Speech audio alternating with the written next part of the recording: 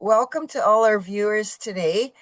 I want to welcome you back to the real effects of nuclear power, what the industry isn't telling us. In our first webinar back in April 2026, we spoke with 6 experts in the field of nuclear science, energy politics, as well as doctors, a representative of Dene Nation opposing a project, and a community member with experience fighting the nuclear industry. We want to give our viewers ideas about why anyone would object to nuclear power. The Society of High Prairie Regional Environmental Action Committee is partnering with the Peace River Environmental Society to present this deeper dive into their topics of interest with each of our experts. One of the doctors, Dr. Dale Dewar, said, "You could be forgiven for thinking that nuclear power was the best, because that's all we are told. But there are so many horrific and long-lasting effects that we are not told about with nuclear power." We're so grateful to Gordon Edwards today for this deep dive into his wide-ranging topic, a short history of Canada pushing nuclear hopium. Hopium, an interesting word that we will talk to Dr. Edwards about. And this covers the history of civilian nuclear power, its connection with the military nuclear efforts, and the effects of these nuclear efforts on humans, and Canada's ongoing sales pitch to bring our nuclear technology to the world. Wanda Lauren, my colleague with Peace River Environment Society, will introduce Dr. Gordon Edwards. Thanks, Wanda. Thank you. Dr. Edwards is a mathematician, a physicist, a nuclear consultant, and president of the Canadian Coalition for Nuclear Responsibility. He is based in Montreal. Since 1979, he has made technical and educational presentations on nuclear issues in Canada, the USA, Sweden, and Austria. He has received many awards, including international awards as an activist and Canadian awards as a peacemaker. Welcome, Dr. Edwards.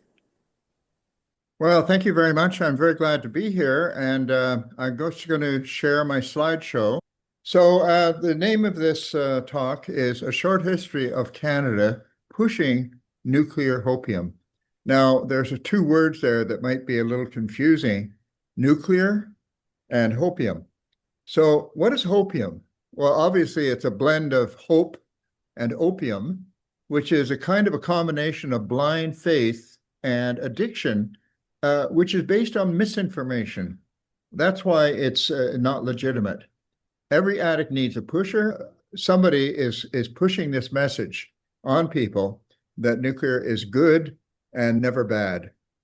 This is a 1972 comic book pushing nuclear power and nuclear radiation, and it's falsely comparing nuclear poisons with harmless sources of radiation, such as ordinary heat from a stove and visible light from a lamp. The word nuclear refers to atomic nucleus, which is a positively charged, very, very tiny core of every atom, surrounded by orbiting electrons, which are negatively charged.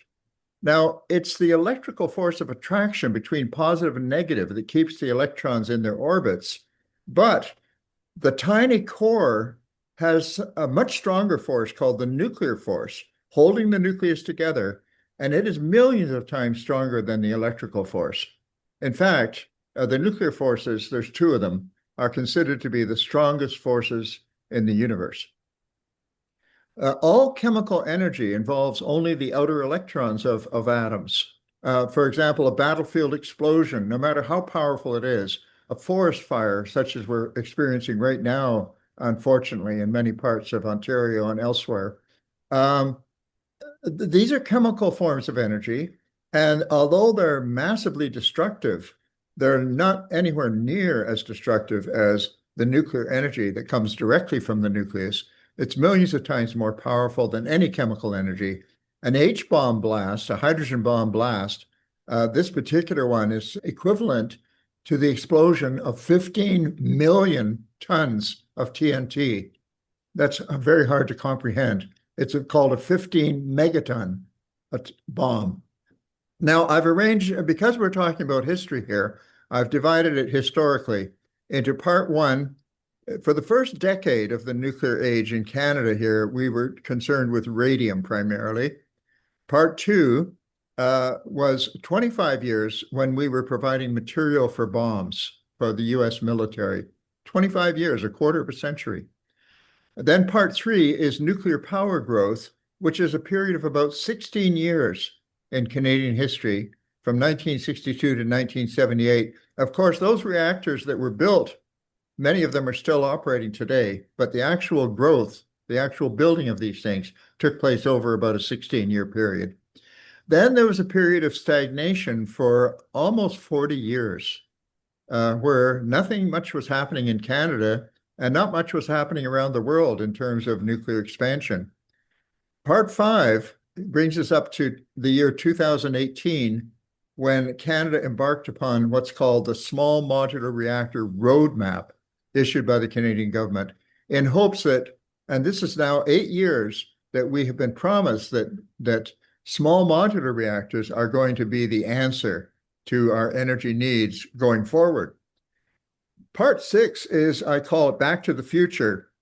It has to do with present plans, which surprisingly have virtually turned their back on small modular reactors and have now reverted back to talking about the good old-fashioned large nuclear reactors that small nuclear reactors were supposed to replace.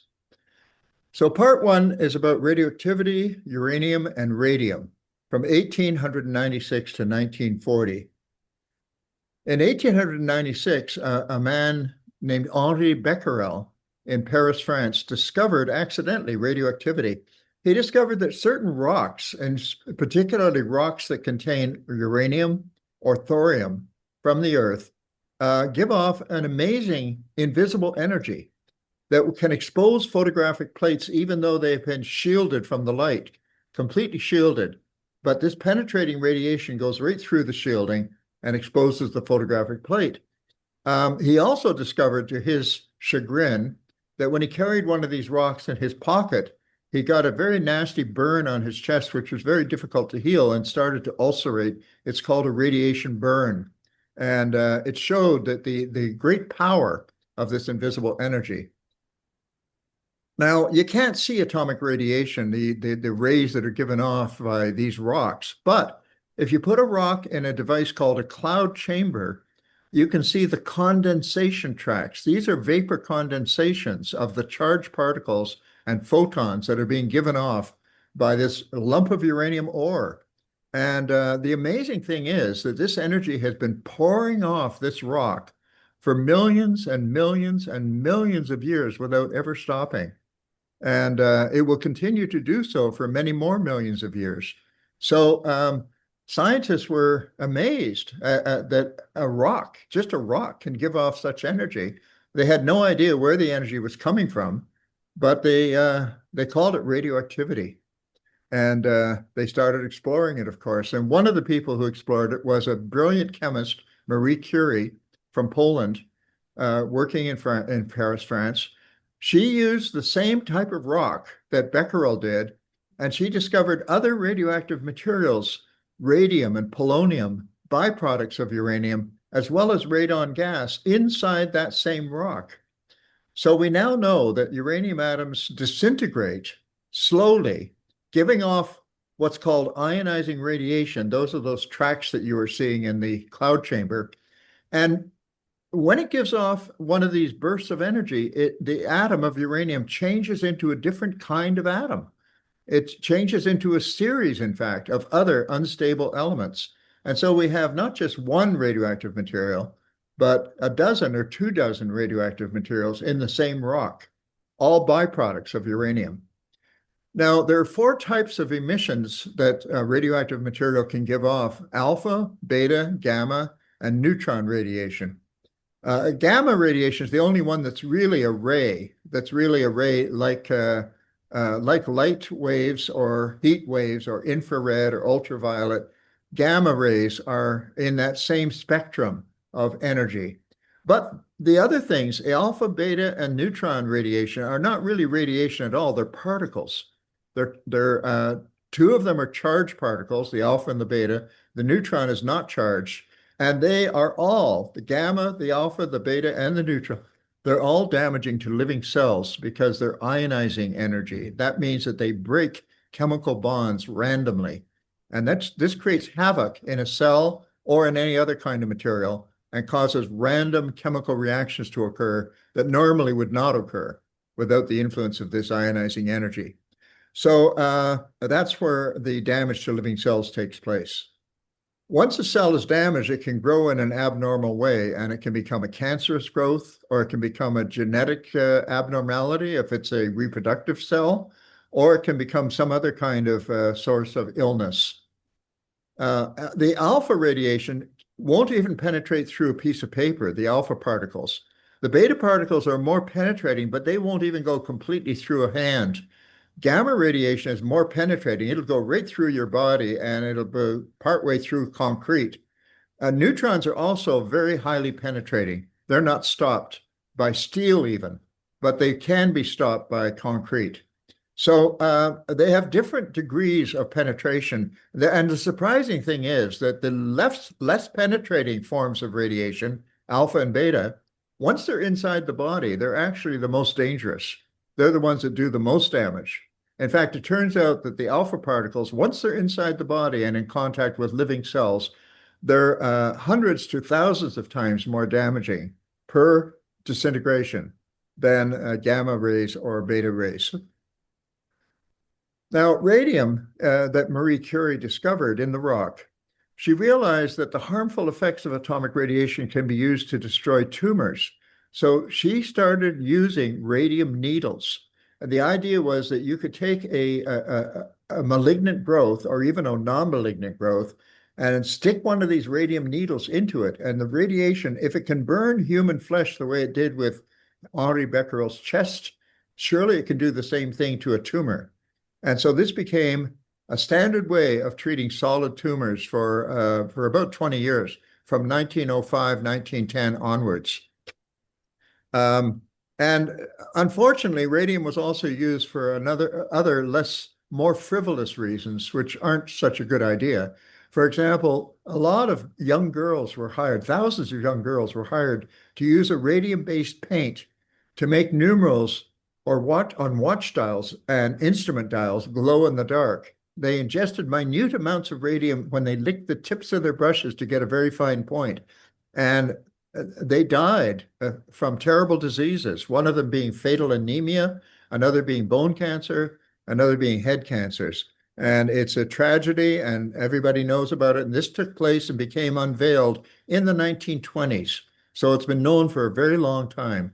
And by the way, when these girls died, they did autopsies, and they found out that the maximum amount of radium in the body of any one of these dead girls was only 18 micrograms. That's a millionth of a gram of radium. 18 micrograms is 55 times smaller than the finest particle of sand you could ever imagine. So if you look at the size of sand particles, the finest ones, 55 times less than that is how much killed these girls. So it's very difficult to wrap your mind around how very powerful the nuclear energy is that comes from the nucleus of the atom, and therefore how very powerful atomic radiation can be. Polonium is another substance that Marie Curie discovered in the same rock. And it turns out that it was used to murder a man named Alexander Litvinenko in London, England in 2006 by just putting a drop of polonium-210 into his tea. Los Alamos Nuclear Laboratory says that polonium is 250 billion times more toxic than hydrogen cyanide, one of the deadliest fast-acting poisons we know chemically. So very hard to wrap your mind around that. But this polonium attaches itself to the red blood cells and gradually knocks out the soft organs one after the other. Took him about 30 days to die, and it was a terrible death. He had to be buried in a lead-lined coffin because of the radioactivity of the corpse. This is a underground miner, a Navajo Indian miner with lung cancer. He was a non-smoker. In fact, all the Navajos were non-smokers. None of them smoked. And his wife is standing beside him. He died a few months after this picture was taken by my friend Robert Del Tredici. And he died by breathing a radioactive gas called radon gas. It's produced when the radium atoms disintegrate. The radium is actually a metal, but it's radioactive. And when the atoms disintegrate and give off those particles, they change into a different substance, and it's a gas. It's called radon gas. Radon gas is also radioactive, and when it disintegrates, it turns back into a solid called polonium. That's where the polonium comes from. So all these things are interrelated, and it makes it difficult for ordinary people who aren't scientifically trained to understand the kind of transformations that radioactive materials undergo and how things can become so different from each other and yet so dangerous. Radon is the leading cause of lung cancer among non-smokers. This is universally acknowledged. It causes lung cancers and other lung diseases in uranium miners. And it also, as it migrates through the air, it deposits solid radioactive materials not only in the lung tissue if you inhale it, but also onto the ground below. It's called radioactive fallout from the radon gas. Radon is 7 times heavier than air, and it travels great distances in a light breeze. Here's a picture through a microscope. It's a slice of lung tissue from an experimental animal, an ape, and you see a particle there, radioactive particle, that emits alpha particles. It could be a particle of uranium, but in fact, in this case, it's a particle of plutonium, a tiny little speck of plutonium. And those spikes that come out from it, this is filmed over a period of 48 hours. So those spikes that you see are actually the tracks of the alpha particles that are given off in a 48-hour period. You'll notice that they don't go very far because they're particles which are quite heavy, and but they do damage the cells that are close by. And once those cells get damaged, they can then develop into a cancer, which could manifest into a full-blown lung cancer 20 or 30 or 40 years later. So there's a latency period, which means there's a delay between the radioactive damage and the development of clinically observable illness. By the way, all of these deadly radionuclides that I've been talking about, radium, radon, and polonium, they're all alpha emitters. They all give off alpha particles. They're harmless outside the body, but deadly inside the body. Uranium, thorium, and plutonium are also alpha emitters. So don't let anybody tell you that if something doesn't register on a Geiger counter, it's not dangerous. That's not true. These things generally do not register on a Geiger counter because they don't have a long enough track. But they're very, very dangerous inside the body. Because so far what we've been talking about is things that happened in other countries. But Canada got into this in 1931. In fact, there was a company called Eldorado Gold Mine Company, and they discovered a cache, a deposit of radium, a rich deposit, way up in the north of Canada, on the shore of Great Bear Lake, which is only about 100 kilometers south of the Arctic Circle. They hired a student of Marie Curie's to design what's called a radium refinery in order to extract the radium from the ore. Now, why would they be extracting the radium? Well, that's because the price of uranium at that time was about $70,000 a gram. So it was one of the most valuable substances on Earth. After a while, as a matter of fact, over the decade from 1930 to 1940, the price dropped from $70,000 a gram to $40,000 a gram, whereupon the whole operation shut down, partly because the price had dropped so much, and also because of the outbreak of World War II. What you're seeing here is the harbor and marina at Port Hope, Ontario, with the uranium conversion facility in the background, which is, this is a modern picture. It's no longer a radium refinery. It's a uranium processing conversion plant. Where Port Hope got its radium ore was, as I said, way up in the Northwest Territories on the shore of Great Bear Lake, a territory that was occupied for thousands of years by the Dene indigenous people. They have a community up there called Dene, which is across the lake from where the mine is. Port Radium, where the mine is on the east shore of Great Bear Lake. Dene is now known as the Village of Widows because so many men have died of various forms of cancer, almost certainly because of their handling of radioactive ore. they were actually paid the equivalent of about $1 a day and they actually called them coolies. They called them coolies, and they hired them to carry the sacks of radioactive ore on their backs. They were never told that the stuff is dangerous. They were never given advice to if one of the bags ripped open and they were covered with yellow powder, to wash it off as quickly as they could and make sure it didn't get into their lungs or their ears or their hair or their body. They were never told any of this. For them, it was just a job carrying these sacks. Also, they had to put the sacks on a barge, which took about 8 hours to cross the lake, and they would often sleep on the sacks as it crossed the lake. So here's a man, a Dene man, standing over discarded uranium ore sacks at Port Radium, Northwest Territories. Because they were never told that these sacks were dangerous, the women would gather these sacks not to be wasteful and take them home with them to reuse them, because waste not, want not, right?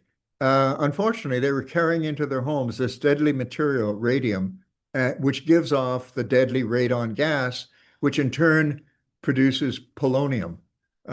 So all of these radioactive materials that Marie Curie discovered were being carried into the homes of the Dene people and causing a lot of harm.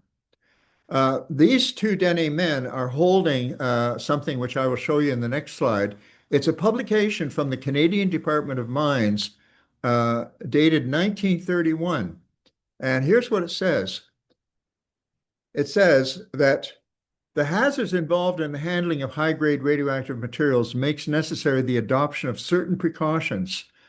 Lung cancer, bone necrosis, and rapid anemia are possible diseases due to deposition of radioactive substances in the cell tissue or bone structure of the body. Now, this is 1931. That's long before the first nuclear reactors were ever built.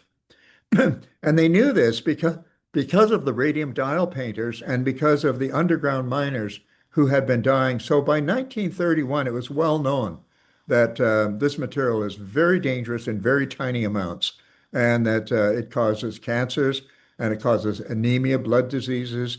By the way, both Marie Curie and her daughter Irene Curie died of rapid anemia. Now, the harmful effects of ionizing radiation are now known. We knew, of course, right from the beginning that acute exposure causes radiation burns, becquerel, for example, and can even be deadly. Chronic exposure increases the incidence of cancer, leukemia, and genetic damage. That's damage to the reproductive materials, as well as strokes, heart attacks, and lowered intelligence. Now, those last three things, strokes, heart attacks, and lowered intelligence, those were not known in the early days. They have become known more recently. But we did know about the cancer, the leukemia, and the genetic damage way before the first nuclear reactors were ever built. And for cancer, we also know that there's a latency period. The onset of disease occurs years or even decades after exposure. So moving to part two now, materials for nuclear weapons, 25 years of activity, more than 25 years, where Canada played an important role. Now, uranium turns out to be the key element in all nuclear fission technology. I'll explain what nuclear fission is in a moment. Without uranium, there would be no nuclear weapons of any description, and there would be no nuclear reactors of any description. As a result, some people, including my organization, have urged that this stuff should be left in the ground and should not be mined. There are very few substances that are so dangerous that they should not ever be mined. One of those is asbestos, because the dangers of asbestos far exceed the advantages. And another one is uranium. So, of course, this is a matter of great contention and disagreement, but all uranium that's mined either is used for nuclear weapons or it's used for nuclear reactors. So it all turns into either bombs, which are enormously destructive, or radioactive waste, which is extremely dangerous for a very long period of time. So what is nuclear fission? What is this fission business? It turns out that in 1938, around Christmas time in 1938, a subatomic projectile called a neutron was discovered to start a nuclear chain reaction when it hits a nucleus of a fissile uranium atom. That's a rare kind of uranium called uranium-235. It's only 7 atoms out of 1,000. When you mine uranium out of the ground, only 7 atoms out of 1,000 are uranium-235. The other types of uranium are non-chain reacting. They don't undergo the nuclear fission chain reaction. But uranium-235 does, and when the neutron is absorbed, the atom actually splits. It's called splitting the atom. And the results are smaller atoms, 2 smaller atoms, which are intensely radioactive. These are new radioactive materials that were never found in nature before 1940. So these fission, they're called fission products. So these new fission products, and there's hundreds of varieties of them. And at the moment that the atom is split, a great deal of energy is released. And now that amount of energy would not even be enough to heat your tea unless you could multiply it. And it turns out that when the atom is split, it gives off more neutrons. And those more neutrons can trigger more fissions. And in that way, you can get a chain reaction. If you have a lot of U-235 together in the same place at the same time, you can get a chain reaction that will give off more and more and more energy. And the problem is not how much energy it gives off, but how to control it to make sure it doesn't get out of hand. And therefore, you have very serious control mechanisms to make sure that those neutrons don't produce an explosion. But they do go on to produce more radioactive byproducts besides the fission products. One of the things they produce is a substance called plutonium. Now, the creation of plutonium in a nuclear reactor, I told you that the U-235, when it splits, it gives off the fission products. Well, there's another type of uranium, uranium-238, much more abundant.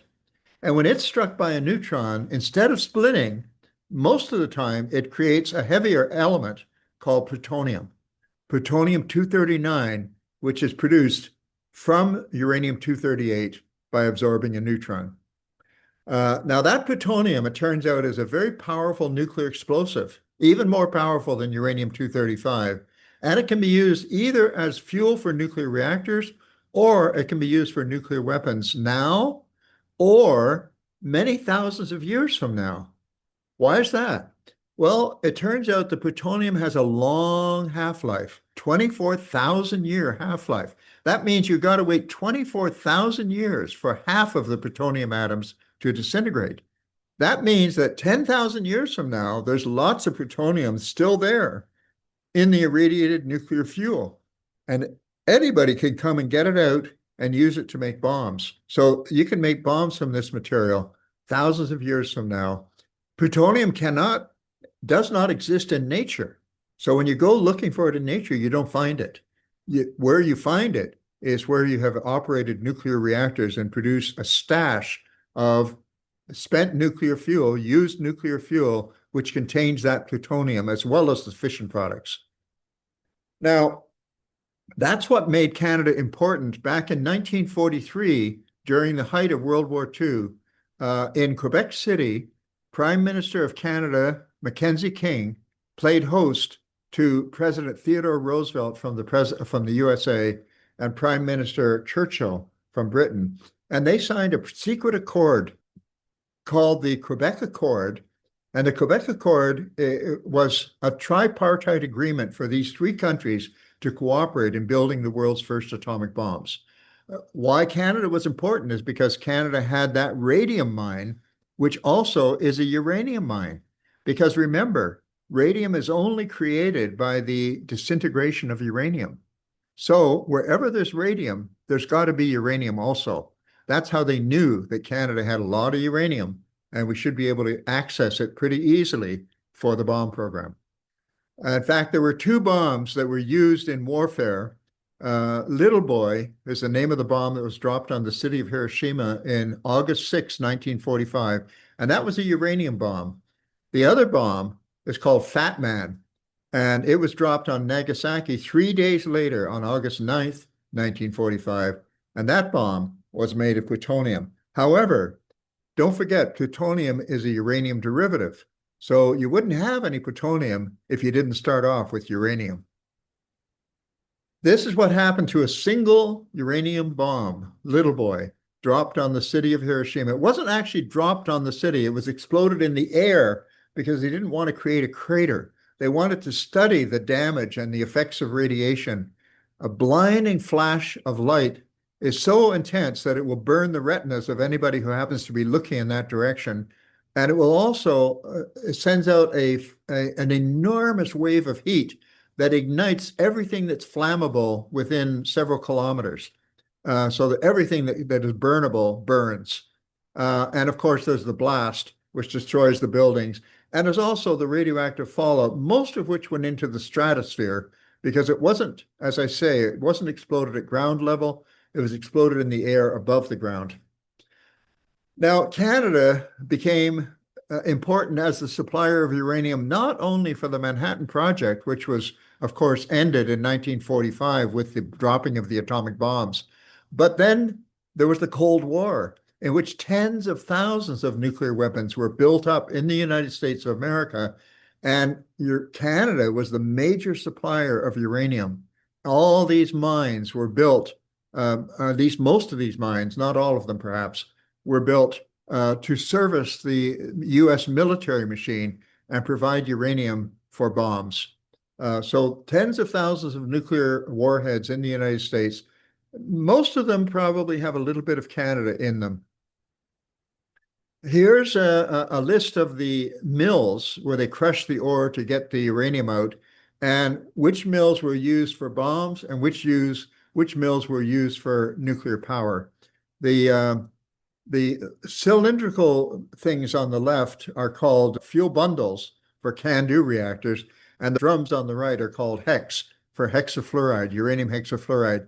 85% of our uranium from Canada is still exported overseas, and only about 15% is used domestically. Now, when you mine uranium, you're not just mining uranium, you're actually mining a whole lot of radioactive materials, all of the decay products, they're called. Because remember, as I told you, when uranium atoms disintegrate, they don't turn directly into radium, they turn into something called thorium-234. And that's radioactive. And then when it disintegrates, it turns into protactinium-234, and so on and so on. But on that list, you have the radon, the polonium, the radium, and many other materials as well. And when you mine the uranium, you only take off the top part and you remove that. 85% of the radioactivity in the ore stays behind as sand-like radioactive mill tailings with an effective half-life of 76,000 years. And by the way, all of these materials that I've shown in this picture, they're all far more dangerous, far more toxic, if you put it that way, than uranium itself. So these are the worst of the worst. Radium is there, radon is there, polonium is there, and other things as well. So all of the radium, radon, and polonium is discarded as waste and will be a hazard to health and the environment for many thousands of years to come. We have now in Canada approximately 230 million tons of radioactive sand left over from uranium mining.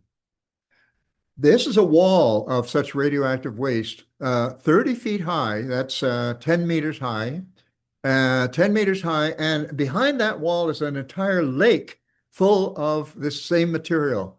It's all radioactive waste. It's all radioactive waste left over from uranium mining.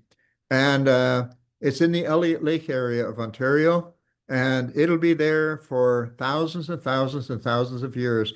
And it's so fine that it easily drifts into the environment, is washed into the environment. So you have to do some pretty serious things to try and keep it from contaminating the environment for thousands of years to come. People wonder whether what we're doing right now to contain this waste is at all adequate for the many generations, the thousands and hundreds of thousands of generations to follow us. The hazards from mill tailings are not only the gamma radiation that they do give off. So if you were, for example, to have a picnic or fall asleep on uranium tailings pile, which people do, you get gamma radiation. But there's also radon gas coming off all the time. There's also dust blowing in the air, which includes radium, so it's spreading radium around. And there's also seepage into the groundwater. So it's a multifaceted environmental hazard. Now, Port Hope itself has also been undergoing a $2.6 billion radioactive cleanup, which started back in 1975 and is still going on. And in fact, it will continue to go on. They just got another 20-year license, and they're spending billions of dollars cleaning up the radioactive sand that they used as building materials around town. They actually used it to build homes, schools, buildings of other kinds. They also dumped it into the harbor. They dumped it into ravines. They dumped it into the sandy beach, the public beach, and so on. And it wasn't because they didn't know better, because in fact they did. Now, I've shown you these slides before, so I won't repeat them. But I will say this, is that in addition to the legacy of uranium mining, there's also the legacy of plutonium production. At Chalk River, Ontario, we have a plaque that has since been removed, but my friend Bob took a picture of this. The ZEEP reactor, the very first reactor that Canada ever built, started operation just 1 month after the bombing of Hiroshima. And that's because it was already under construction even before the bomb was dropped, because Canada, being a member of the Quebec Accord, had to be notified when the bomb was going to be used. Now, what the plaque says is that the ZEEP reactor started up in September 5th, 1945. It was originally part of an effort to produce plutonium for nuclear weapons. As a matter of fact, the first reactors that were built solely for the purpose of producing plutonium for nuclear weapons. And in fact, Chalk River continued to produce plutonium, not only in this reactor, but in several other reactors. And they sold plutonium to the US military for bombs until 1965. Chalk River operated also on the site of Chalk River, right beside the Ottawa River, above the nation's capital. They operated 2 reprocessing plants. Now, what is a reprocessing plant? Well, that's a plant to extract the weapons usable materials from the irradiated fuel rods or target rods that are used in the reactor. So, and that means you have to separate the plutonium and other materials from the fission products, which are intensely radioactive and very dangerous. So that's what a reprocessing plant is. And the leftovers of a reprocessing plant are very difficult to deal with. Now, this glass ball is exactly the same size as the ball of plutonium in the bomb that destroyed the city of Nagasaki. That's how much plutonium you need to destroy a city. And that's what we were producing and selling to the American military. We sold about 245 kilograms of plutonium to the American military over that period of time. Now, here's a picture of Howard Moreland. Howard Moreland is a journalist, and he wrote an article called "How to Make an H-Bomb."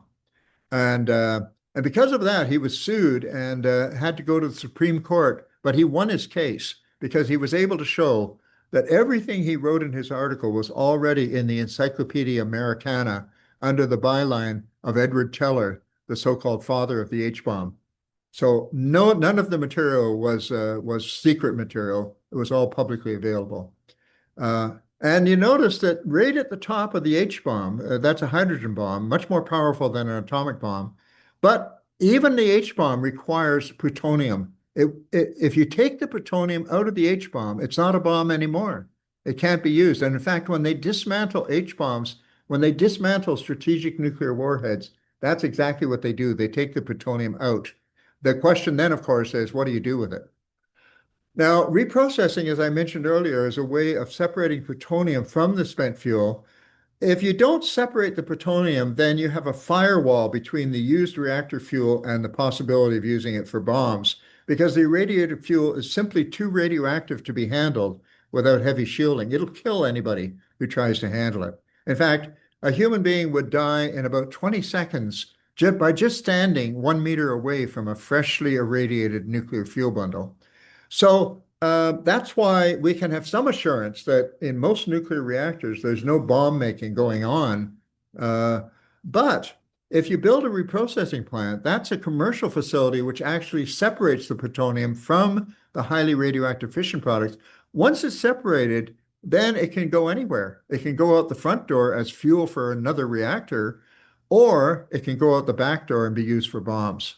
So this is why reprocessing is considered a very dangerous process from national security point of view. In fact, that's why Jimmy Carter, President Jimmy Carter, banned plutonium reprocessing back in 1977 in the United States, a ban which has subsequently been reversed.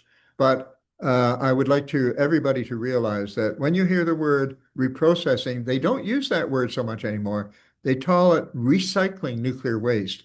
When you hear about recycling nuclear waste, beware. What they're really talking about is extracting plutonium, and that creates a huge problem because even if you have no evil intentions with the plutonium, other people do. And they can steal that plutonium once it's separated and even carry it and smuggle it across borders without much fear of detection. And then they can be criminal organizations or terrorist organizations can use that material to make homemade atomic bombs, improvised atomic bombs. This is the waste that's left over from reprocessing at Hanford, Washington. Millions of gallons of high-level liquid waste are stored in tanks. Those liquid wastes are extremely radioactive and will be dangerous for a very long time because the nuclear waste is left behind. So moving to part 3 now. Part 3 is about nuclear power and the CANDU reactor. I'm just going to go through this part pretty quickly. A CANDU nuclear reactor works as follows. We put uranium in the core of the reactor. That's that yellow square area there. And there we have a fission chain reaction going on, which is used for one purpose only, and that is simply to boil a lot of water. And that's what it is. It's simply another way of boiling water. And that water creates steam. The steam is then used to turn a turbine and generate electricity. Once the water is boiled, it's no different from a coal-fired plant, an oil-fired plant, or any other wood chip-fired plant, whatever. It's just how you boil the water. The problem is, however, that in splitting the uranium atoms, you create all this radioactive garbage, which is going to remain dangerous for tens of millions of years. Now, here we have a picture of CANDU fuel bundles. These are mock, of course. This is an actor in an ad called Small Wonder from the Canadian Nuclear Association. He's saying, isn't it wonderful how much this little pellet of uranium can supply as much energy as a carload of coal? But what he doesn't tell you is that once that fuel pellet has been used to produce energy, you can't throw it away. You have to keep an eye on it for the next 10 or 20 million years because it has become one of the most dangerous objects on Earth due to the production of fission products inside. So a CANDU fuel bundle can be handled safely before it's used, but after use, the gamma radiation will kill any human being in less than a minute. This is from the Royal Commission on Electric Power Planning report of 1978. The extreme lethality of a freshly removed spent fuel bundle is such that a person standing within a meter of it would die within an hour.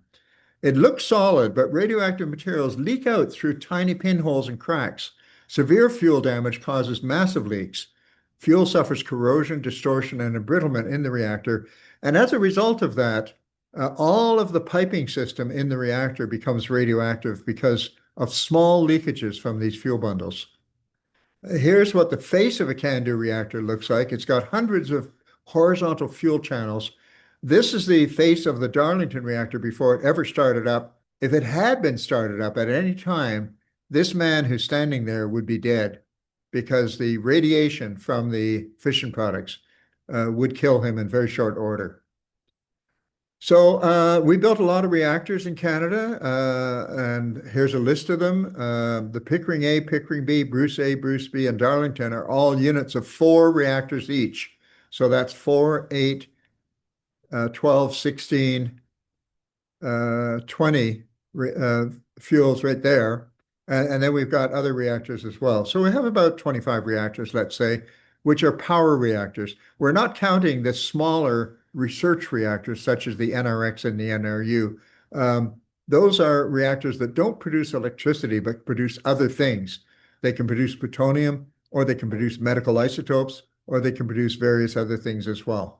We also exported to many countries. India, originally, 1964 is when we started exporting reactors to India.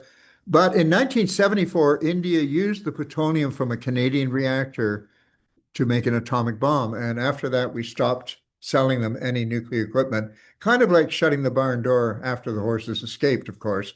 But We still sell them uranium. It's amazing. We just sold them $2.6 billion worth of uranium, which is kind of crazy because even if the uranium is not used for bombs, it'll free up other uranium that they have that they can then use for bombs that they would otherwise have to use for the reactor's fuel. So we're helping them build bombs, even though we don't think we are.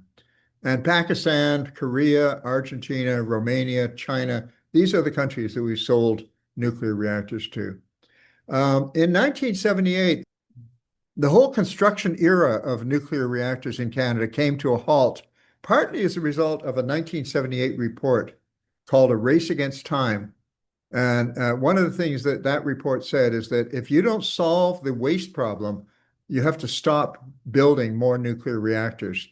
This is the Royal Commission on Electric Power Planning, and I played a significant role in that report, cross-examining nuclear experts on a daily basis for over 3 months. This is also from the same report, and it shows the toxicity of radioactive waste. The blue line at the top is the toxicity. That means how much it would be harmful to people if they got it into their bodies. And that's for total high-level radioactive waste.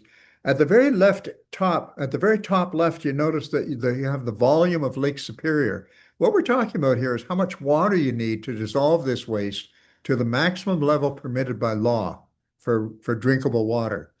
And the chart actually deals with the nuclear waste from only one nuclear reactor for only 1 year.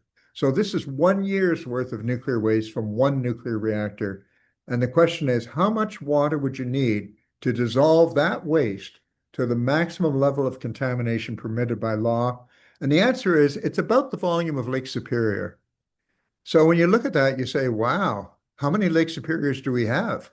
If you had, let's say, 20 reactors, each operating for 30 years, that's 600. We don't have 600 Lake Superiors, which explains why people are so tense about what to do with this waste.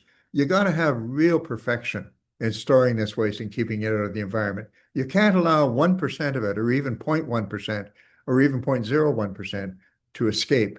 And here we have, in 1978, in fact, they started looking at the so-called geologic disposal concept for used nuclear fuel.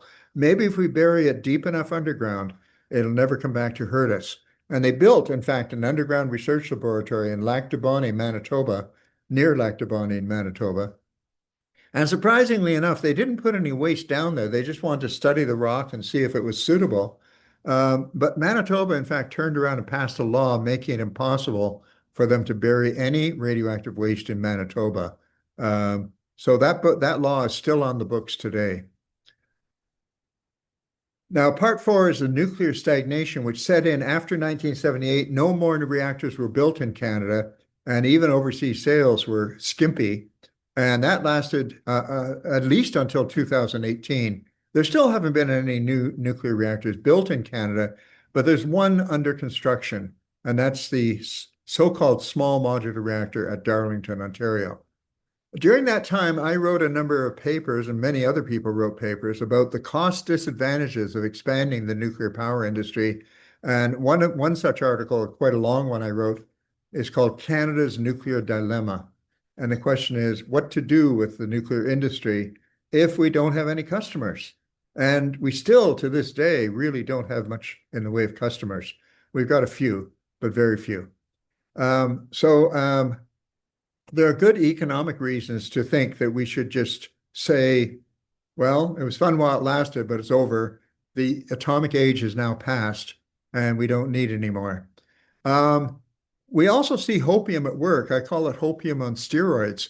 If you look at the figure on the left, this is in one of my papers, it shows predictions made by Atomic Energy of Canada Limited, AECL, and Energy Mines and Resources as to how much nuclear power we would have by the year 2000.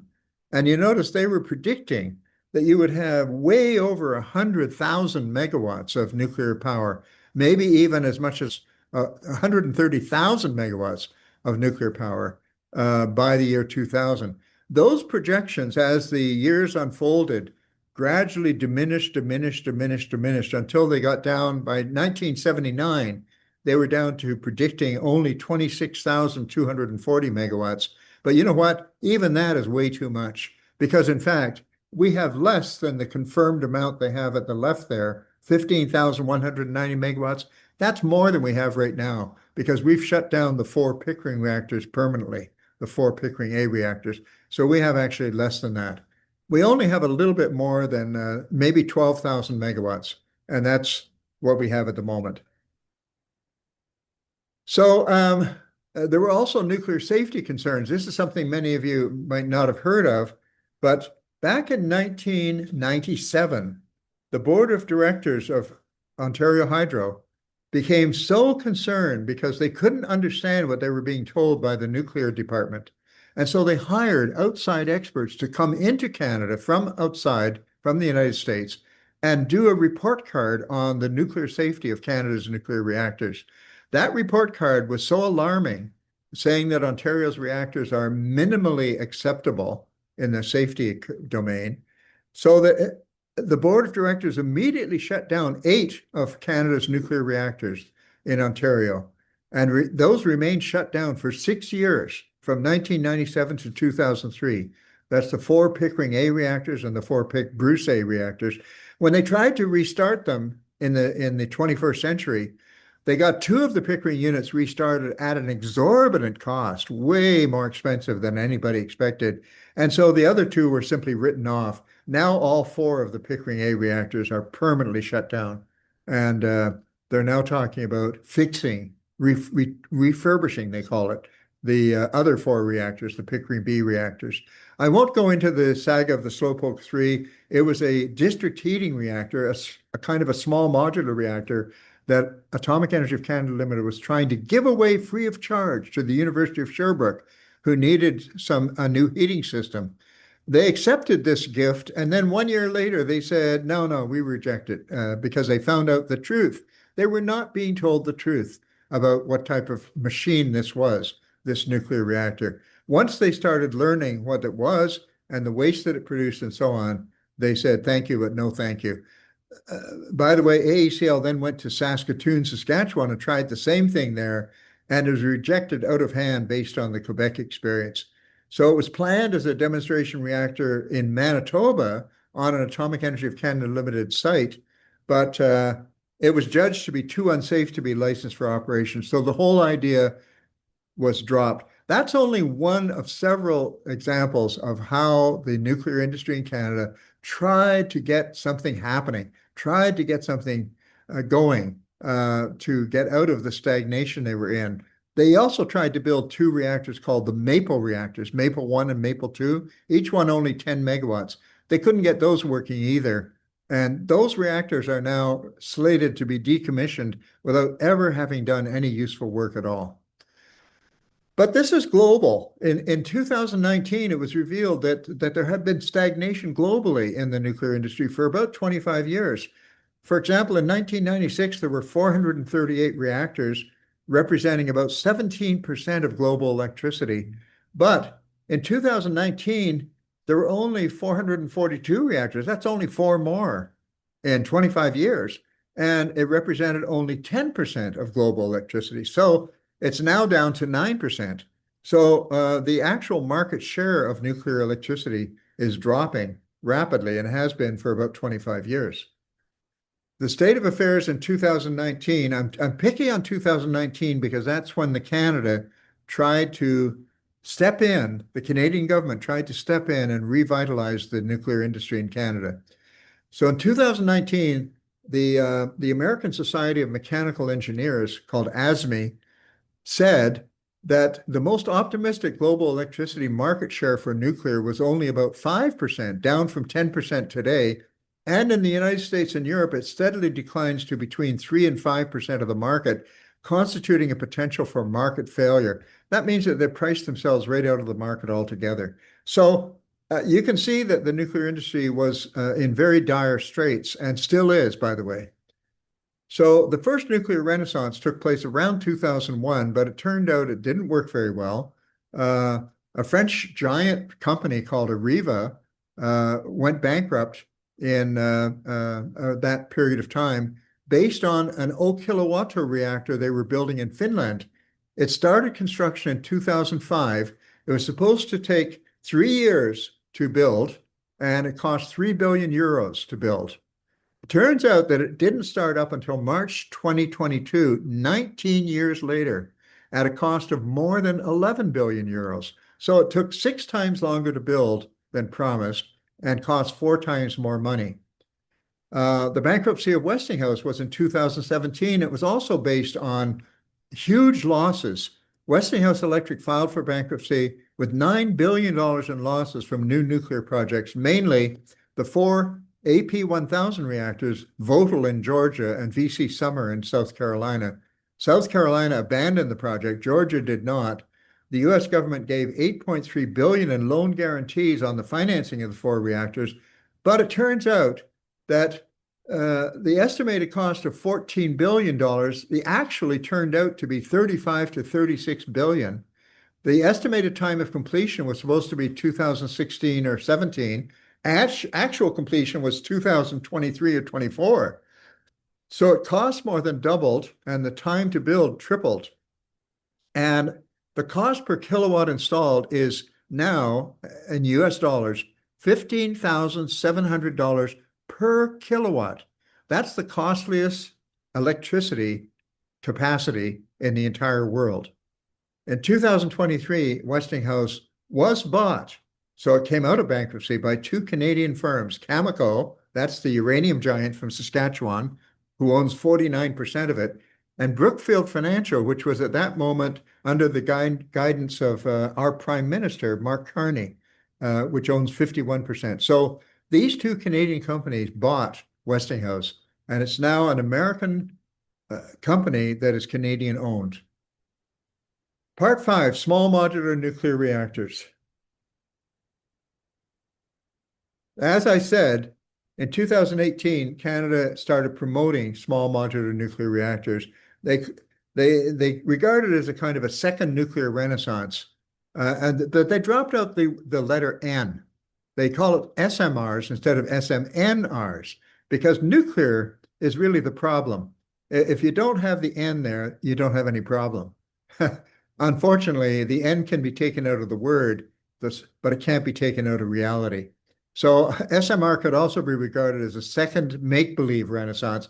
I call it that because in the whole Western world, despite 8 years of hype, there isn't a single small modular reactor in operation anywhere in the Western world, although there is one under construction in Ontario at Darlington site.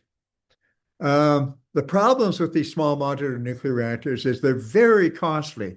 You need mass production to overcome the cost differential. The problem is that when you make a smaller reactor, it's less efficient, and you end up having to spend more money per kilowatt than you do for a large reactor. That's why they moved to the large reactors in the first place. Also, there's too much competition. There's too many different models. There's 150 different models at the present time. That makes it impossible to standardize, and that makes it impossible to really move to mass production. You can't mass produce something if you're not going to have at least a few hundred orders, or maybe better, a few thousand orders. So it's also very hard to find private funding. Public money is easier to come by, and that's why they are robbing the Canadian Treasury and the American Treasury to get these projects started. There isn't any private money that will do it.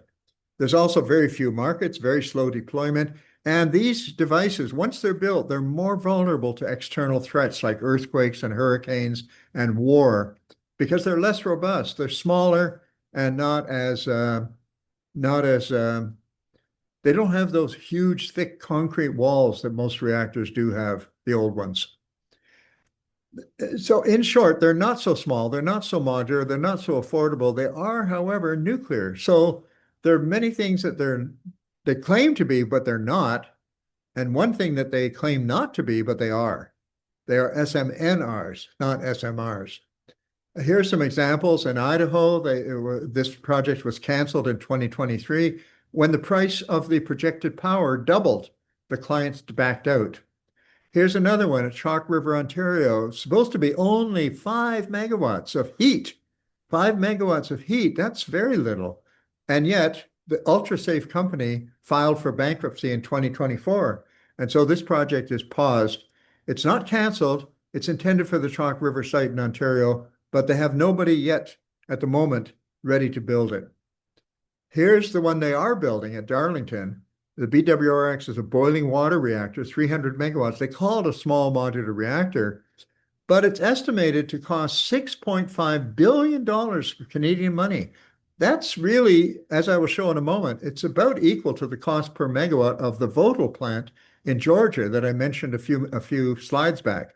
It's under construction. The Canadian regulator has given a construction license to the first of 4 units to be built east of Toronto. But if you look closer, you've revealed that the BWRX is actually 21 stories high. It's 10 stories above ground, another 11 stories below ground. So it's not so small. They build it that way to try and deceive your eye, but it's also not so modular because a workforce of up to 4,000 has been cited by the Prime Minister, who has invested federal money in it, a couple of $1 billion into this, even though it's a provincial project. And here, by the way, is the site. This is where you see that crane that is lifting that concrete slab? That is the largest crawler crane in the entire world. It's needed to lift the concrete foundation of the BWRX, which is going to be underground, and it has to lift it up and drop it down that cylindrical hole to the bottom. That's going to be the base of the reactor. And you look at those little dots around the roads, those are cars and trucks. So you can see that this is really the size of a mall with the lead time of a cathedral. And it's not, not anything that most of us would call small. License to prepare the site was given to OPG way back in 2011. And now they're just going ahead now to start building it. And by the way, it's only 3% of the Wesleyville project, which I'll mention in a few moments. This is 300 megawatts. The Wesleyville project, which is being proposed, is 10,000 megawatts, which is 97% larger than this one. The cost of the first 300 megawatt unit is 6.5 billion. That means the cost per kilowatt, you just divide 6.5 billion, just simply divide it by 300 megawatts, and you get 21,666 Canadian dollars per kilowatt. That translates to 15,500 US dollars per kilowatt, which corresponds pretty closely to the Vogtle cost, 15,700 US dollars. Very expensive electricity, which might explain, by the way, and the way they made it smaller was by eliminating a bunch of safety systems, which is very perturbing. They got rid of the emergency core cooling system. They got rid of the core catcher in case the core melts down. They got rid of the emergency relief valves, pressure relief valves in the primary core. So they got rid of a lot of safety systems in order to try and make it smaller and more affordable. So part 6, and this will be the end of my talk, Back to the Future, nuclear expansion from 2024 to 2050. I go to 2050 because that's what they're thinking about.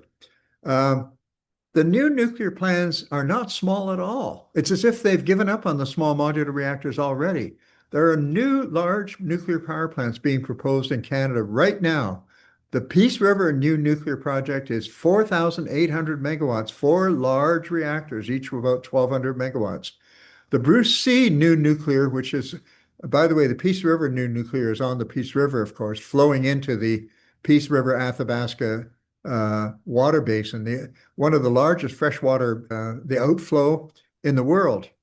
The Bruce C new nuclear is also 4,800 megawatts. That's planned for Lake Huron. The Wesleyville new nuclear is supposed to be 10,000 megawatts. That would make it the largest nuclear plant in the entire world. And these would be all large nuclear reactors. So the total for large nuclear plants being proposed is 19,600 megawatts. They're not small modular reactors. They're all big ones. The plans for new small nuclear plants in Canada is only 4 BWRX 300s at Darlington. That's 1,200 megawatts. 1 ARC 100 at Point Lepreau. That adds up to 1,300 megawatts. Nothing. It's a drop in the bucket compared with the large nuclear plants. So the large nuclear power plants that are planned in Canada are 15 times greater and vastly expensive, hundreds of billions of dollars, much greater than the SMR plans. So was the promise of SMRs just a way of rehabilitating nuclear, just a way to get people to think, nuclear hopium, getting people to think that nuclear has been rehabilitated. Now it's safe. Now it's clean. Now it can be thought of as desirable, whereas we didn't think so just a few years ago. Here is the site for the Wesleyville project, and what they want to put there is something about twice as big as this. This is the Bruce site in Ontario, Canada. If you imagine something almost twice as much as that, that's what they're planning for the Wesleyville project, just outside of Port Hope, right on the north shore of Lake Ontario. Now, and by the way, Bruce Power requires extraordinary security. They have a SWAT team that is permitted to use prohibited weapons. Those are fully automatic rifles that act like machine guns. They have won U.S. national SWAT championship competitions multiple times. They're really tough. And so that's what you're going to need at these new large nuclear facilities. Despite the fact that they are called safe, you have to spend a lot of money on weaponry and preparedness to try and make them safe. The competition, of course, is renewable energy, and the renewable energy is, it turns out, a whole lot cheaper than nuclear. Here in this graph, the money goes from left to right, it gets more expensive as you go from left to right. So you can see that the solar, even with storage, and the wind also with storage, even at the highest, most costly end on the right-hand side, is cheaper than the cheapest nuclear. So the cheapest nuclear is a lot more expensive than the most expensive wind or solar. So the question, of course, is how come we're not spending our money on what is cheaper and faster rather than on what is more expensive and slower? In the international conference called COP28 back in 2023, over 200 nations pledged officially to try and triple renewable energy by 2030 and double energy efficiency also by 2030, which is considered to be difficult but not impossible. On the other hand, about 25 other nations, including Canada, took an unofficial oath that they would like to triple nuclear power by 2050. Please notice that's 20 years later than 2030. So they want to achieve with nuclear power in 20 more years what renewables are supposed to be able to accomplish in only a few years. It's only 4 years to 2030, isn't it? So, and the other final points I want to make is that batteries are getting cheaper and better, so much so that in Texas in 2025, December, they drew 10,000 megawatts of electrical power from batteries. Now that's equal to the Wesleyville project that I was just showing you earlier. 10,000 megawatts. That's almost equal to all the nuclear plants installed in Ontario, which is about 12,000 megawatts. It's also close to twice the operating capacity of Texas 4 nuclear reactors. And of course, some people say, well, yeah, but if you get rid of nuclear, aren't you going to greenhouse gas problem? It's going to get bad. Well, here's Germany. They phased out all 17 of their nuclear reactors. They shut them all down. They've used a lot of wind and solar, and they have been reducing their greenhouse gas emissions steadily year by year ever since. Their total emissions have declined by 30%. In the energy sector, it's 50%. So without nuclear, they're doing better than other countries are with nuclear. And that's the end. Oh, it was so worth it. Thank you so much, Gordon. We really, really appreciate this. Speaking about those hundreds of millions of tons of uranium tailings that Canada has present in the open air, I guess. Well, they have, partly due to groups like mine, where we pestered them over their failure to properly look after these tailings. They have improved. There's no doubt there's been major improvements made in the management of tailings. Before I co-founded the Canadian Coalition for Nuclear Responsibility, there had been over 30 tailings dam failures in the Elliott Lake region. 30 tailings dam failures where the dam fails and it just slumps into the water system. And in fact, the whole Serpent River water system was a biological desert as a result of the sulfuric acid and chemicals, as well as the radionuclides from the tailings at Elliott Lake. So they have made big improvements. They have created better systems, but unfortunately, we're talking about 76,000 years. I mean, the pyramids of Egypt are only 5,000 years old. How long is Mark Carney going to stay in office? Is he going to be here 76,000 years from now? Are we going to have like the Canadian Nuclear Safety Commission? God help us. They're not that great, but they're better than nothing. But we can't guarantee that we're going to have any of this. So it's a real problem. And this stuff is very, very toxic indeed. You know, they have to have their feet held to the fire. When I testified in northern Saskatchewan, they had a joint federal provincial environmental hearings on a whole host of new uranium mines in northern Saskatchewan. I pointed out to the panel that if they insisted on advanced milling techniques where they extracted not only the uranium from the ore, but also the radium and also the thorium-230, if they extracted those three things, they could reduce the radioactivity of the tailings by an enormous amount. And in fact, they could shorten the half-life from 76,000 years down to a couple of centuries. But it would cost more money. Now, technically, it's not a problem. They already were extracting radium before, so they can do it again. But the reason they're not doing it is because it costs money. And so what do? They take this substance, which has become too deadly to actually use, and they're throwing it away into the environment because it's too deadly for commercial use. So because they can't make money out of it, they're just wishing this legacy of very toxic radioactive material, naturally occurring, to be sure. But don't forget, when it was naturally occurring, it was deep underground in hard rock formations. Once you crush it up into a sand-like consistency and spread it on the surface, it's far more available for the environment. So it's not the same thing. They sometimes call this technologically enhanced radioactivity. It's called NORM, N-O-R-M, naturally occurring radioactive material, unlike the fission products, which are not naturally occurring. Those are man-made. Those are human-made. But these are naturally occurring materials, but they're materials that we brought to the surface and did not put it back down again. So that's a difference. Yeah, it's very different from norms. So just to follow up, there's these millions of tons of uranium tailings, hundreds of millions of tons. The improvements you just described, to me, they sound like improvements in terms of containment of the tailings to the water, to make sure that there weren't dam breaches. But there are still aerial emissions when the stuff blows off. Yeah. It's still to the open air. It's not contained in any way except for that wall. So that's, that's a huge concern. Yeah. They do try and limit the emissions to the atmosphere by covering it with, in Elliott Lake, they cover them with water. Sounds like a pretty flimsy thing to do. The problem is you have to maintain it. Who's going to maintain it for 76,000 years? But so they're covering it with water, like a dust suppression measure. But that a layer of water, what it does is the radon gas is soluble in water. And so a lot of it gets trapped in the water temporarily. And because it has a 3.8-day half-life, radon happens to have a 3.8-day half-life.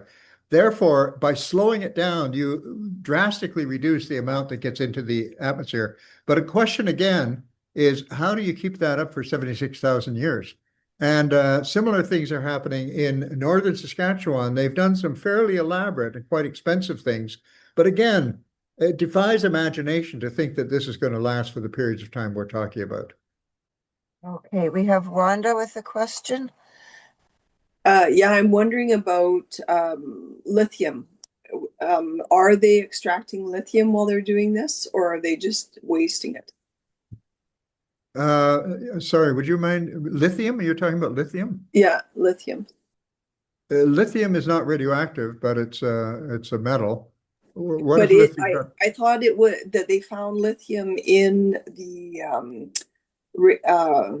uranium deposits. Is that not? Are they not? Oh, there is lithium and there is arsenic as well. As a matter of fact, in the case of northern Saskatchewan, there's a lot of arsenic, and In Port Hope, Ontario, they're doing a $2.6 billion radioactive cleanup. However, they're also doing a lot of arsenic cleanup as well, because the ore that contains the uranium also happens to be rich in arsenic. And so the arsenic is also a problem in Port Hope. So you're quite right. One should not be totally misled into thinking it's only a radiological problem. There are certainly dangerous chemicals and chemical elements as well, arsenic being one for sure, and other lithium possibly being another, and so on. I don't know anything specifically about lithium, Wanda. I think to Wanda's point that she's trying to figure out if they're co-mining lithium, if it exists in large enough amounts to benefit the critical mineral sector, which is trying to do electrification and renewables and stuff. Well, that's true, and I do think that even without being beneficial commercially, I do think that there are good environmental reasons to extract other things from the ore, as I mentioned to you. For example, even if you don't have a market for radium, you should extract it, because when you extract the radium, it's a very small quantity compared with the huge volume of tailings. And you can afford to do very expensive things, such as encase it in ceramics and so on, that are very long-lived. Well, you can't afford to do that for the tailings as a whole, because hundreds of millions of tons, how can you possibly afford that? But you Good can do it point. once you extract them from the tailings, then you can afford to do expensive things with it. So would any coexisting lithium mined potentially with uranium be radioactive? Like, is that going to be part of the issue? Well, lithium is a bit of I don't know specifically about lithium, but for example, in Florida, we get a lot of our fertilizer in North America from Florida. And in Florida, they have rich phosphate ore deposits, and they happen to be also rich in uranium. And as a result, when they have the waste from the phosphate fertilizer plants, such as here in Montreal, we have a phosphate fertilizer plant just on the south shore of Montreal, south shore of the St. Lawrence River, called the ERCO plant. And they get their ore from Florida. And as a result, their waste that they have, voluminous wastes, are radioactive, and they're radon generating. And we have had a problem of homes being built here in Montreal on the South Shore that are radon, not because of naturally occurring radon, but because they've used contaminated building materials. And so, yes, this is a general problem that everybody should be more aware of. It's a public health problem on a large scale. Even places Yes. like St. John, Newfoundland, I know, which has never had uranium mining, but they have had, they do have, even in St. John, Newfoundland, they've got radioactive building materials that have been used to build houses. So I Yeah. believe that a lot of the radon, when you hear you get very puzzling reports about some homes are high in radon, and next door they've got a home that's low in radon. Why? It has to do I, with the ground, with the structures, that's the what they underground say, and in many structures. cases it may be true, but I think in some cases it's due to radioactive building material. It Oh, depends. possibly, yeah. Nobody's following up on what the building materials are and where they came from. Dangerous, very dangerous. Just moving on in your presentation, you spoke about the dangers of radioactive waste being in existence for potentially tens of millions of years. I note that the Impact Assessment Agency of Canada, in their long form explanation, states 1 million years for the deep geological repository, but in the short form they're only talking about 25,000 years. Yeah, So right. how does this all get convoluted into and lessened all along the way? Like, why is everyone not saying tens of millions of years? Is Yeah. that just flat Well, the out? reason I'll tell you there's a political reason why. The political reason is that the toxicity, as you saw with that blue line that I showed in the graph, the Mhm. toxicity goes down quite sharply as the radioactivity, as the atoms disintegrate, and it reaches a low point after about 50,000 years. Now, after 50,000 years, but strangely enough, then the blue line comes back up again. It gets more toxic rather than less toxic. And why is that? Well, it's because of this property I mentioned to you earlier about how one radioactive material changes into a different radioactive material through radioactive disintegration. For example, plutonium, many people don't know this, but plutonium-239, I told you that the half-life is 24,000 years.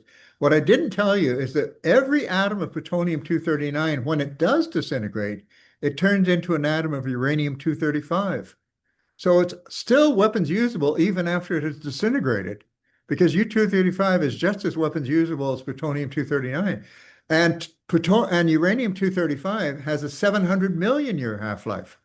So the reason why it gets more toxic is because new materials are generated through the radioactive disintegration, which are more toxic than the original materials. Remember, for example, I mentioned polonium to you as being one of the most toxic, probably the most toxic element on Earth, naturally occurring element, polonium. It's far more toxic than uranium itself. And yet it's a byproduct of uranium. Every atom of polonium started off as an atom of uranium. Similarly, every atom of radon gas started off as an atom of uranium. So uranium itself is considered to be less toxic than many other radioactive materials, quite rightly. But you got to look at the daughter products, excuse me, because of the gender insult, we don't use daughter products anymore. We just call them progeny. They used to be called daughter products, but that's pretty nasty to women. Isn't that amazing? Here's the thing too, is that polonium has to come through uranium, but it doesn't form in nature. It's only when people mine the uranium and make these very specific uranium products that we get polonium. No, that's not true. That's not true. No? Polonium is Okay. being produced all the time underground, but it doesn't Okay. go anywhere Oh, unless it's the just radon there. gas escapes. To the extent that the radon gas is really the progenitor of polonium. So if the radon gas Okay. makes its way to the surface, and it does in various guises, then it'll bring the polonium with it because it turns into polonium. It doesn't bring the polonium with it. It is polonium in a kind of you might say, an embryo stage. The Like radon gas atoms the are gaseous state embryos of of polonium polonium. atoms, you might say, because they actually Interesting. they Well, mature into polonium. well, thank you for that understanding. That's really, I have just one more thing, and it has to do with the most expensive energy in the world, um, which the Oh, new, electricity, the most expensive electricity. sorry, electricity, and that is produced at the Vogtle plant. Yes, that's And right. now the Darlington so-called small modular nuclear reactor is going to vie compete, I guess, with that most expensive electricity in the world. Why are people pushing this most expensive? Uh, why do we need the most expensive It's electricity in the world? Well, it's a combination of politics and misunderstanding and industrial, very successful propaganda. Um, there are various things that the nuclear industry has based itself politically on convincing decision makers that they have virtually no other choice. That if they can convince the decision maker that there's really no other choice, that's when they get billions of dollars committed to their projects. And they do that by denigrating the renewables by saying, well, the sun doesn't always shine, the wind doesn't always blow, it's unreliable. It turns out that this is to some degree true, but it's also being dealt with. And as I said, the capacities in batteries are astonishingly good these days.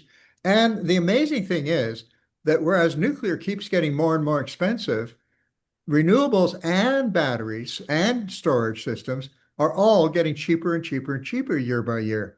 So they're getting better and cheaper at the same time, whereas nuclear is getting supposedly better, but more expensive all the time. And whether it's better or not is a matter of debate. So I think that there's been a couple of things going on here. Part of it is politics. It's a lot easier to throw money at a big project than it is to manage thousands of small projects. And the government shies away from the idea of the jurisdictional mess between the provinces, the municipalities, the federal government. Who is going to give the money? Who is going to fight over the money? Who is going to say you don't have you can't come in here and do this? So how do you handle the renewables? It's a much more complicated political problem from the point of view of the government than it is than the nuclear is. The nuclear means you just throw a whole chunk of money at one company and just say, go to it, boys. And so that's part of it. Another part of it is that some of the big funders of political parties are these huge corporations that benefit from nuclear construction, and they don't have nearly the same benefit from solar and wind because they cannot monopolize those things. Nuclear is inherently monopolistic, and that makes it very comforting for people who are greedy, because people who are greedy want a constant feed of money, money, money, money, money coming in all the time. And if you have everybody at your mercy and you can charge them for every ounce of electricity they use, pardon me, ounces. I know that should be in pounds, but anyway, for every bit of electricity you use, then you have, a guaranteed cash flow going into the future for a long, long time. And if you can get the government to pay for it, so much the better. You can get the taxpayers to pay for it, and then you can charge them for the thing that you produce. So I'm afraid there's a combination of political and fundamental misunderstandings of the nature of what you can do with renewable and storage. Wanda has her hand up. Well, on that vein, I just think the distributed regional electricity would mean we're not spending on those huge power lines, but it's got no political jam. They're not getting behind it. Politics, municipal politics, they are not getting behind regional energy. They are getting behind these large scale, and it's them. They're the ones that they're businesses that personally they're going to pay more because they're locked into this corporate power thing, and they just can't get behind getting off. They all that they think about is making money, and yet they're going to be paying more money. And so are we, and that's not fair. I'm not sure you can generalize too much. I think that different municipalities are different. Certainly, Quebec municipalities are quite different from Ontario municipalities, for example, in their outlook on these things. I think that there are municipalities that are very much in favor of the decentralized approach. And we had a very a moderately successful campaign in Quebec for community-based energy efficiency, community-based energy conservation, where the funding is municipal-based, and the idea is to try and get the workforce, the people who are actually in the construction trades, teach them how to do a really good job of energy efficiency without wasting money. Get them to sign contracts as to how much they're going to charge for jobs ahead of time before they actually do the work, so that they can't jack up their prices later. And things like that you can really work with municipalities and with local workers, construction tradespeople and so on. That is to everybody's advantage, and it protects the population, it protects the government, and it protects the environment. And it provides a lot more work as well. And it provides far more jobs, at least 7 times as many jobs per. And Amory Lovins coined the phrase negawatts instead of megawatts. Negawatts is if you save, for example, a certain amount of electricity, that means you're actually, it's as if you were producing that amount of electricity for somebody else to use. And it's far cheaper. It's the cheapest source of electricity you can get. It is the very cheapest. Is by using energy efficiency. They even defeated in British Columbia the first time around. They defeated the Site C dam the first time, environmental groups, by challenging BC Hydro to prove that they couldn't get just as much energy cheaper from energy efficiency investments as from building the Site C dam. And they won.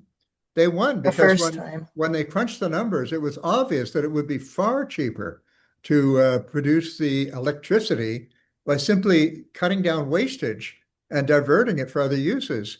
All I'm saying is that what we need to do is, I like to think of Albert Einstein's famous statement.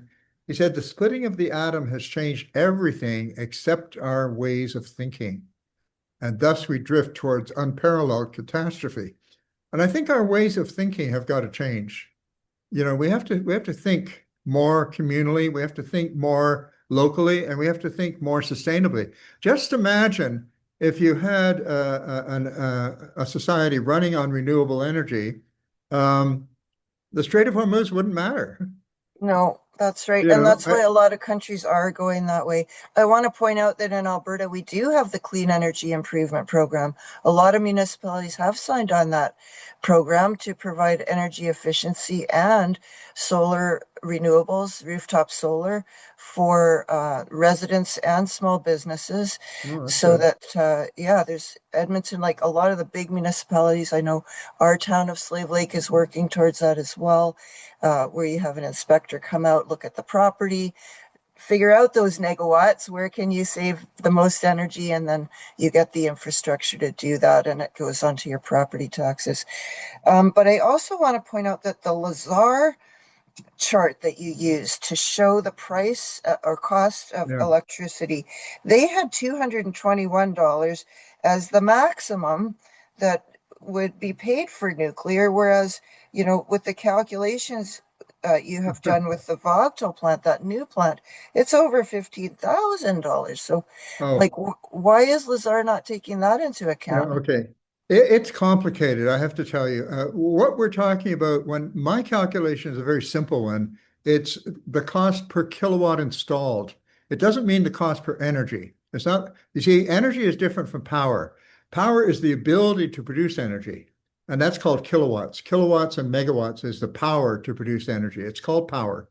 Um, the reason they talk about kilowatt hours and megawatt days or megawatt years is because in order to get energy, you have to take that power and multiply it by a certain period of time. So the megawatt is the rate of producing energy. You have to multiply that by the time period in order to get the actual energy. And so what the Lazard figure is what's called the levelized cost of energy. They're talking about the levelized cost of energy. Once the plant is built and running, what's the levelized cost of energy you're getting out of it? And that, of course, has to take into account the investment in building the plant. But the number that I was looking at is simply the cost of building the capacity, not the cost per energy. Understood. So it's hard, Understood. they're kind of like apples and oranges, but they're not unrelated. So the last thing I'd like to take us through is I'm just sharing my screen now to show, uh, oop, here we are, where, the plant that we're opposing is the proposed Peace River nuclear power Right, project. And it is going to be about here, about in this area. right, And so there's the Peace River, just right, following the Peace River up, and it goes to the Fort Athabasca Delta. That's here, right. where they already have terrible, terrible cumulative effects of leaking tailings ponds. And then after Yeah, the Peace Athabasca Delta, it's going to go up the yeah, Slave River. Oh, in this area, terrible forest fires right now, up to the Great Slave Lake. yeah. And Well, of well, course, that delta is very fragile, of course, and it would be where everything is. If you look at the other nuclear power plants in Canada, all of them are venting their water, which is not heavily radioactive. It's not, but nevertheless, it is cumulative. So you're adding all the time. You're adding more and more and more.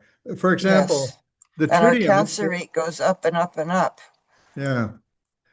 But that delta is very fragile, and it will be receiving a lot of the radioactive emissions. In all the other plants in Canada, it goes into a much larger body of water, such as one of the Great Lakes, or the Bay of Fundy, or some very large body of water. Here, we're going into a river which flows directly into a freshwater delta, and that's not a good recipe. We all know how fragile deltas can be. They're kind of the cradles of life. Yes, very much so. And that the Wood Buffalo National Park in Right. this area is a UNESCO World Heritage Site for that reason, Right. because the incredible cradle of life that it is. Tomorrow, we have a webinar with Jerry Cheesy of Dene Nation. He's up in this area in Fort Smith, and their territory, of course, includes this whole area.